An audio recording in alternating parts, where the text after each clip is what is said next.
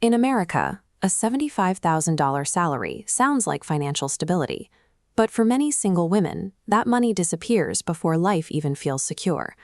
Taxes come first, then rent, health insurance, groceries, car payments, student loans. Suddenly, a good job feels like a constant struggle. This tension is often dismissed as poor money management, but the data suggests it is a mathematical certainty of the modern economy.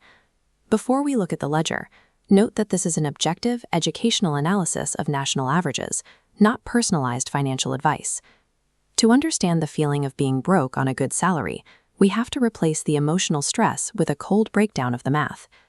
The waterfall ledger starts with an annual $75,000 salary, $6,250 a month. Federal, state, and local taxes immediately remove roughly $938. Then there is FICA, the mandatory 7.65% for Social Security and Medicare. These initial deductions bring net take-home down to $4,334. This flow of data is monitored by the macro-level institutions that define the national economy. Next is the societal expectation of retirement.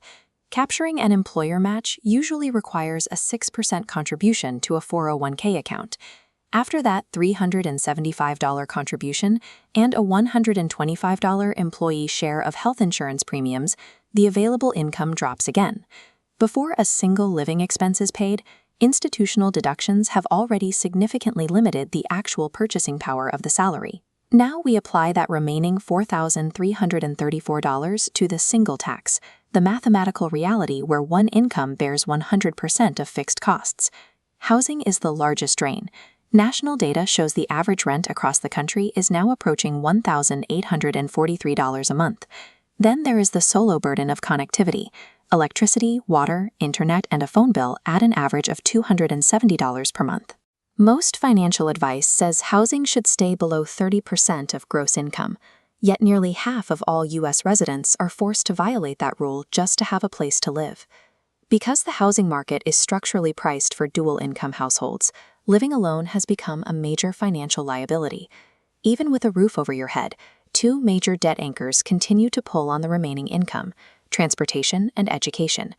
The average monthly payment for a used car is $537. Add insurance and upkeep, and the cost of commuting reaches $875 a month. Then there is student debt, a burden that statistically falls harder on women.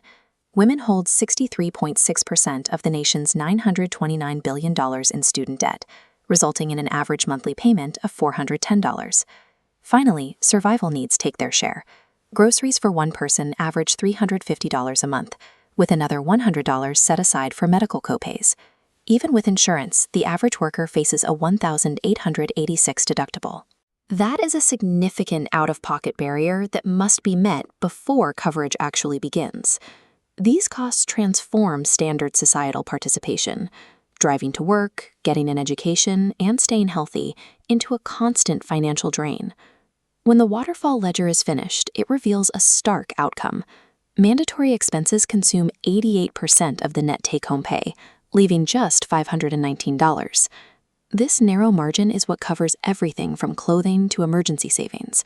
If one unexpected car repair or medical bill occurs, the entire budget collapses. This confirms that the feeling of being broke on a $75,000 salary is a direct result of the current economic architecture, not a personal failure. While this doesn't change the cost of rent, it does allow for better management. Navigating this tight margin starts with identifying the exact numbers behind the stress. Start by mapping exact net income, isolating your fixed costs, and utilizing every pre-tax benefit. The priority is defending that remaining 12% by building a dedicated emergency fund, even if progress is slow. Financial power isn't found in the gross salary figure. It's built by understanding the movement of your net income to protect your personal bottom line.